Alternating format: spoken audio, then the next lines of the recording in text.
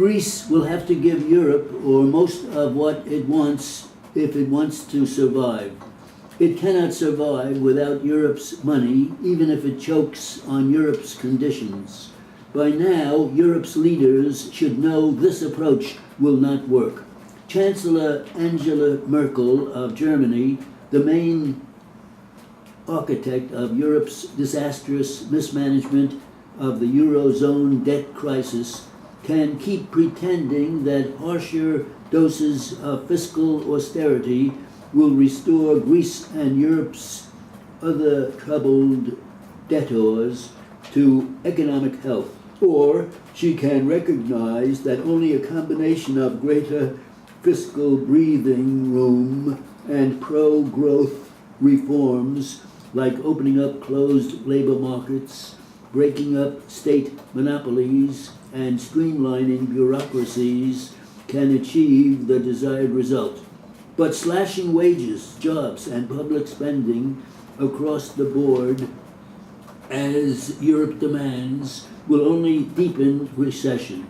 Greece has contributed mightily to its problems. For years, the government falsified deficit numbers it provided to Europe, giving it cover and having unpayable debts. A new government elected in 2001 blew the whistle, accepted a European Union bailout deal, and then failed to deliver on market opening reforms. With austerity measures shrinking the economy and tax receipts and European Union blunders raising interest rates, it also missed deficit targets. Europe's frustration is understandable. It is right to insist on market reforms from Greece's political parties before delivering $171 billion in the next round of bailout money, which Greece needs by March. Greece's recession is 3 years old.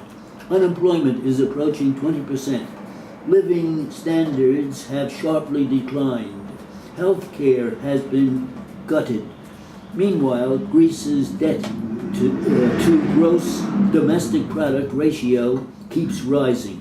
Even a pending 70% write-down of existing government debt by private sector creditors will not reduce it to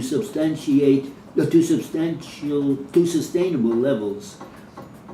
Germany insists that only further cuts to public spending and private wages will somehow force Greek politicians into reforming the economy and convince German voters to approve more bailout money. But that approach has been tried and has become the biggest obstacle to reform.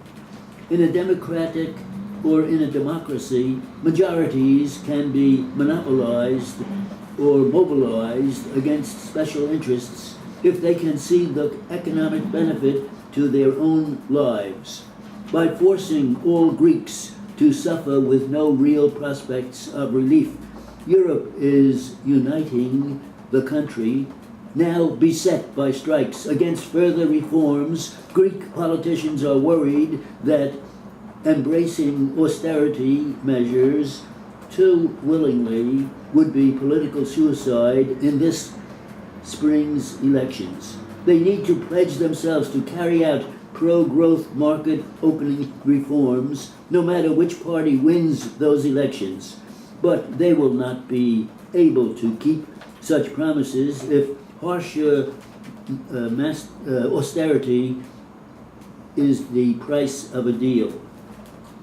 House Republican leaders appear ready to bow to election year pressure and pass a bill becoming lawmakers from using non-public information they hear on the job in making financial investments.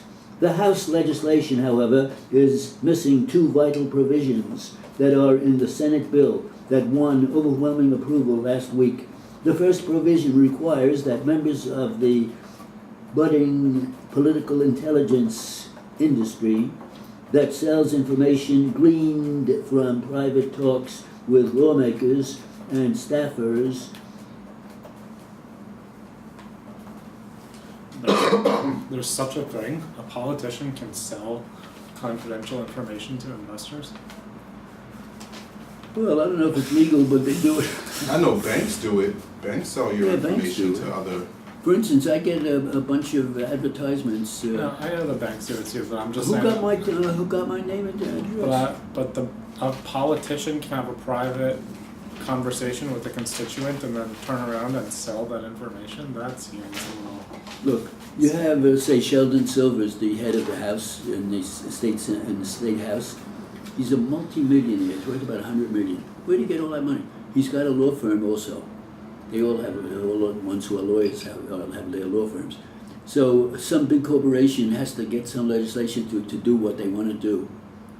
Their lawyer calls up, not Sheldon Silver, because he's too smart to be that close.